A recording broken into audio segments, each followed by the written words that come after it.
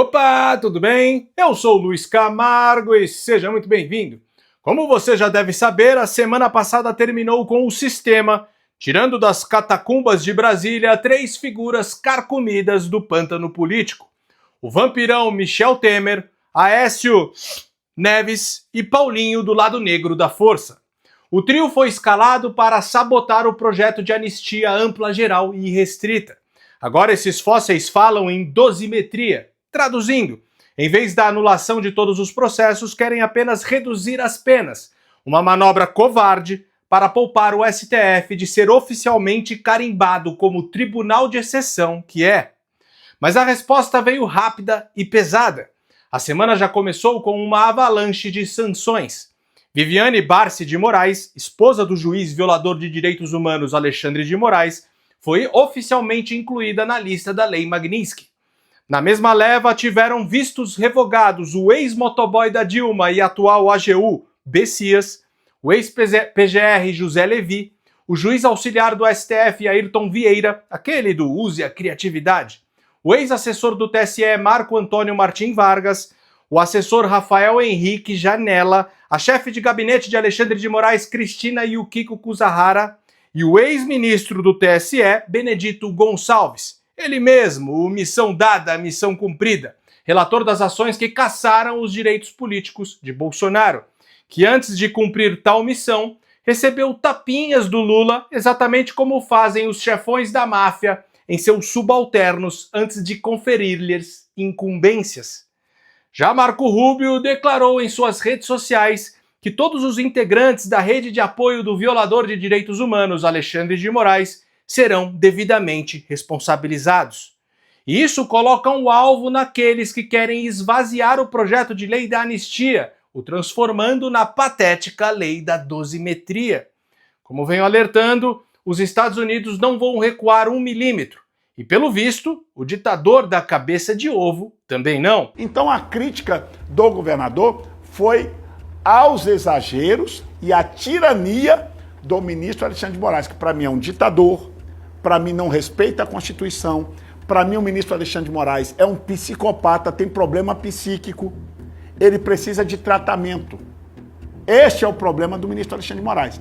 Após a retaliação americana, o PGR Paulo Gonet apresentou denúncia contra Eduardo Bolsonaro e Paulo Figueiredo, sob a acusação de coação em processo judicial.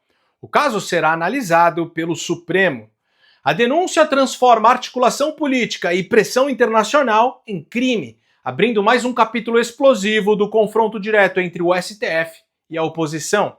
E para completar, na ONU, o ex-presidiário fez um discurso atacando Israel e defendendo a Palestina, o que aumenta a pressão internacional contra o Brasil.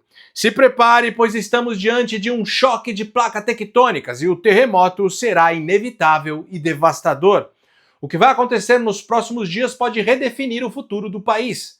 No vídeo de hoje, vamos dissecar cada movimento, cada peça desse tabuleiro explosivo para entender exatamente o que está em jogo. Mas antes, já vai mandando aquele like esperto no vídeo, deixe também um comentário qualquer, nem que seja só um alô mesmo, pois isso faz com que a plataforma entregue o vídeo para mais pessoas. Aproveita também e confere se você continua inscrito no canal, aciona o sininho das notificações, e se for novo por aqui, me dê essa moral e se inscreva no canal.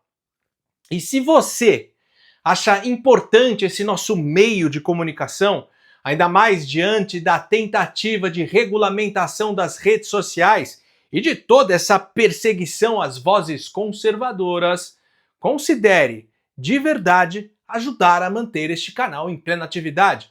Pode ser com qualquer valor, minha chave Pix é o e-mail luiscamargopix@yahoo.com. Luiz Camargo Pix tudo junto, luisconz@yahoo.com. É só .com, não tem BR. Ou se você preferir, o link do nosso Apoia-se está aqui na descrição do vídeo ou fixado no primeiro comentário. Tenha sempre em mente que se não fossem mídias alternativas como esta, hoje estaríamos reféns da Globo. Se desejar, dê um pause aí no vídeo para fazer a sua contribuição, que ficarei imensamente grato. Feito? Então vamos lá. Viviane Barsi de Moraes foi oficialmente sancionada sob a Lei Magnitsky. Seus bens em solo americano estão bloqueados, suas empresas atingidas e até cartões de crédito de bandeiras dos Estados Unidos ficam inutilizados. O Instituto Lex, do qual é sócia, também entrou na lista. O que passou despercebido na imprensa é que o escritório Barsi de Moraes Advogados também foi atingido pelas sanções americanas. Como Viviane detém mais de 50% da sociedade, pelas regras da Agência de Controle de Ativos Estrangeiros dos Estados Unidos, a empresa é automaticamente bloqueada, mesmo sem aparecer na lista oficial. Inclusive, agora a tendência é que o escritório perca todos os seus clientes, visto que estes também poderão ser sancionados. O prejuízo será devastador. Bom, a verdade é que não é propriamente a esposa do ministro Viviane Barsi e suas empresas que estão sendo sancionadas. Na verdade, é Alexandre de Moraes que está sendo sancionado de forma ampliada, visto que o governo americano concluiu que ele se vale da esposa e das empresas para descumprir a Magnitsky. Como era de se esperar, Alexandre de Moraes reagiu com fúria. Segundo ele, a medida é ilegal, se trata de um atentado contra a soberania do Brasil e uma afronta direta à independência do judiciário. Em tom desafiador, o ministro afirmou que os juízes brasileiros não se curvarão a pressões externas e que não haverá espaço, nas palavras dele, de covarde apaziguamento. A mensagem é clara: Moraes se coloca como mártir da soberania nacional. Mas a conta dessa ousadia contra a maior potência do mundo vai custar caro, muito caro. Marco Rubio novamente se expressou de forma taxativa nas redes sociais. Abre aspas.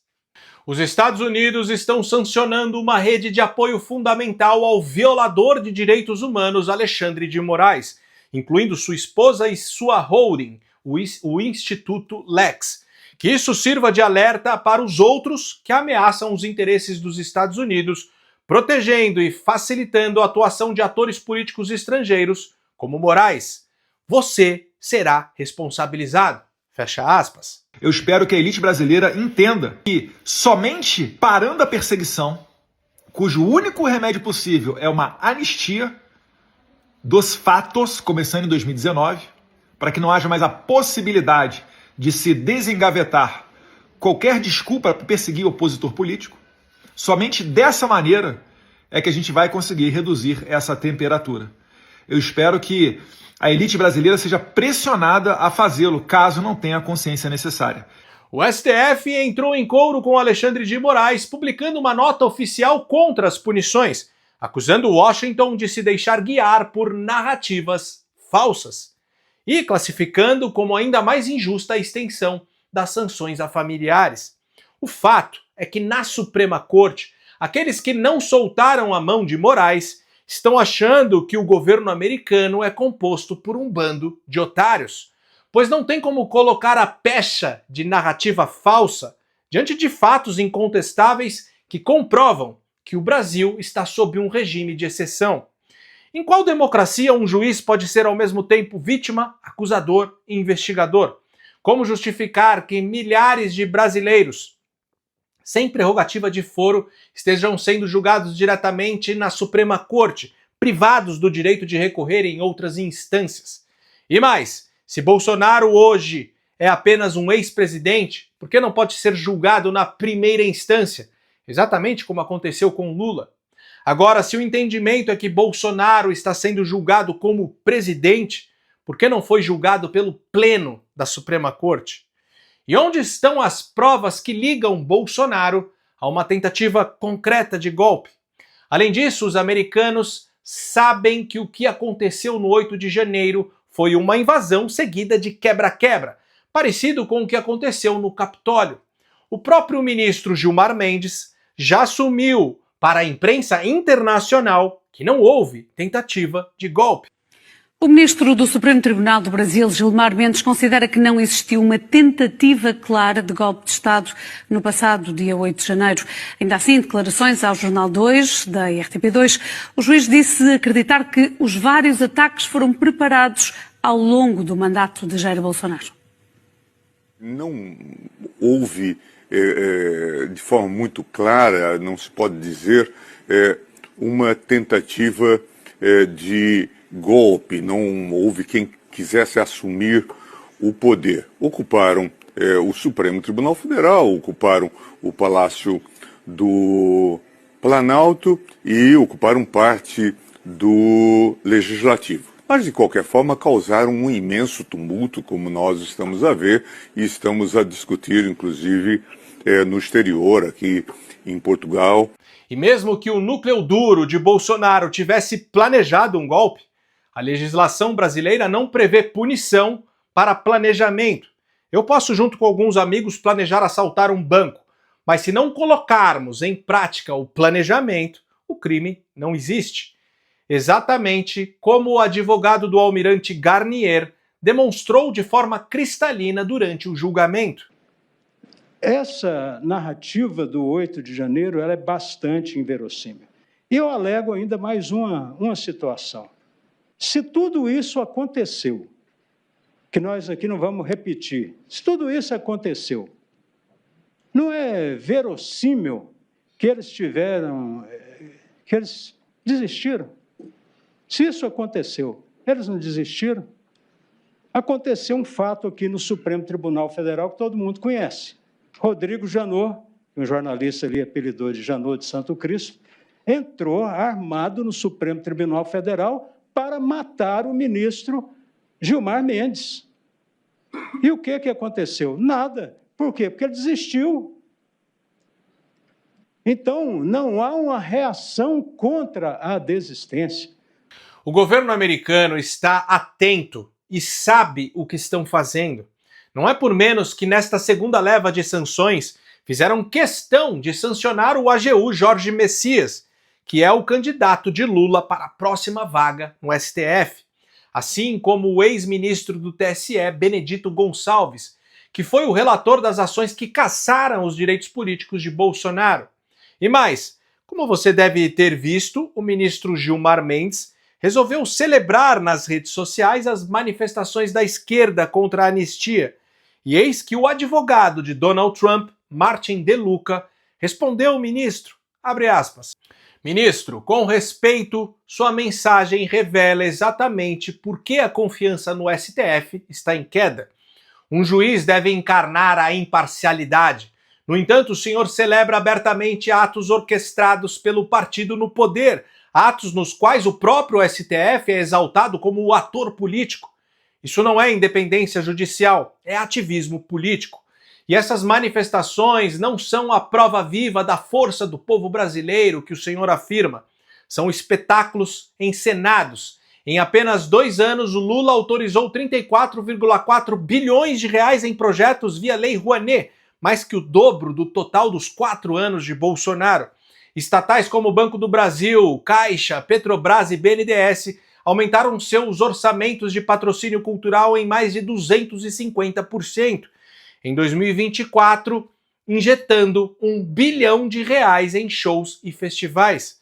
Os mesmos artistas cujas carreiras dependem desse fluxo de recursos aparecem, de repente, como atrações principais em atos ditos populares.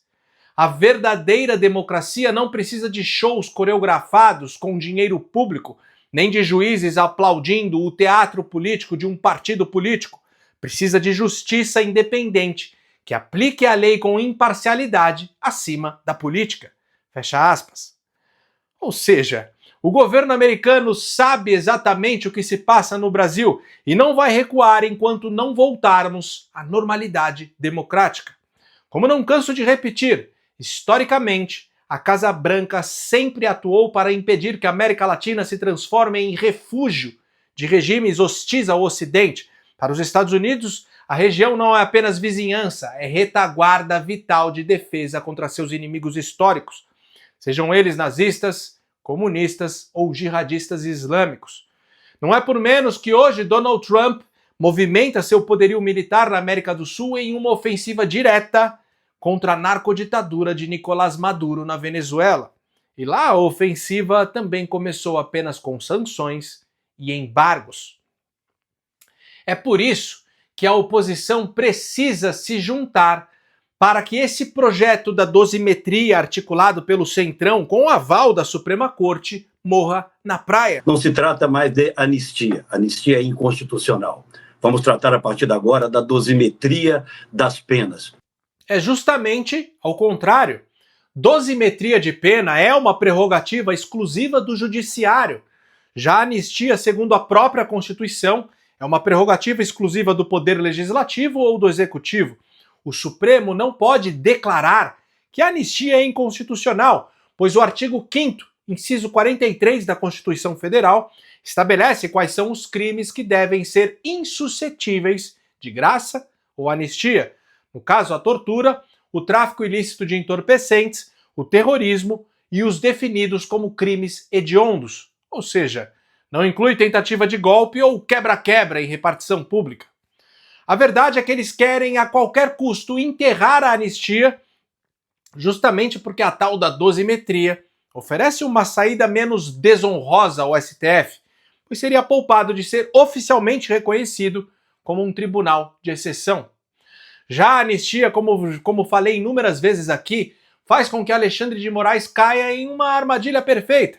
Pois se o STF entender que é melhor não comprar essa briga com o Legislativo e acatar a anistia, fica mais do que provado que Alexandre de Moraes de fato estabeleceu uma ditadura no país. Pois historicamente, a anistia é concedida apenas em situações onde pessoas foram punidas em regimes de exceção, como foi o caso da anistia de 79.